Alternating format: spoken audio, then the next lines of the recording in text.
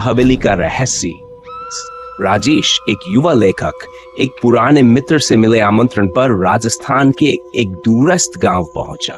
आमंत्रण एक हवेली के मालिक ठाकुर रणवीर सिंह ने भेजा था, जो गांव में सबसे प्रभावशाली व्यक्ति थे।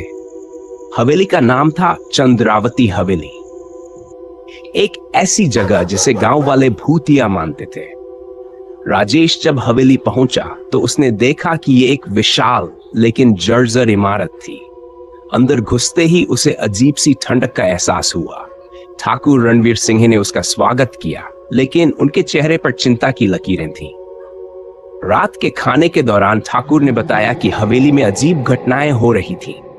दरवाजे अपने आप खुलते बंद होते, रात में किसी के चलने की आवाजें आती, और सबसे डरावनी बात, हवेली के पुराने आईने में कभी कभी एक परछाई दिखती थी जो किसी और की लगती थी।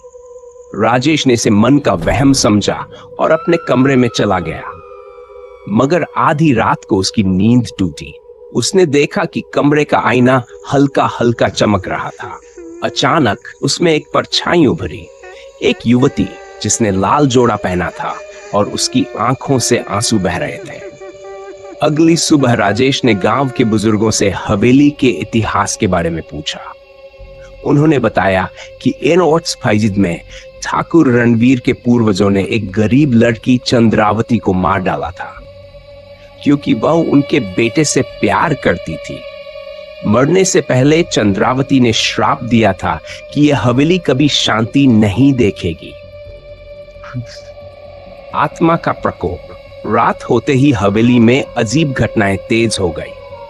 राजेश और ठाकुर ने देखा कि आईने में फिर वही लड़की दिखी, लेकिन इस बार वह गुस्से में थी। हवेली की दीवारें हिलने लगी, दरवाजे जोर जोर से बंद होने लगे। अचानक ठाकुर रणवीर सिंह जमीन पर गिर पड़े। चंद्रावती की आत्मा ने उनसे बदला ले लिया था, लेकिन फिर उसने राजेश की ओर देखा और हल्की मुस्कान दी, मानो उसे धन्यवाद कह रही हो। कुछ ही पल बाद आईना चकनाचूर हो गया और हवेली में सन्नाटा छा गया। सुबह होते ही राजेश ने गांव वालों को सारी घटना बताई। ठाकुर रणवीर के गुजर जाने के बाद हवेली को छोड़ दिया गया।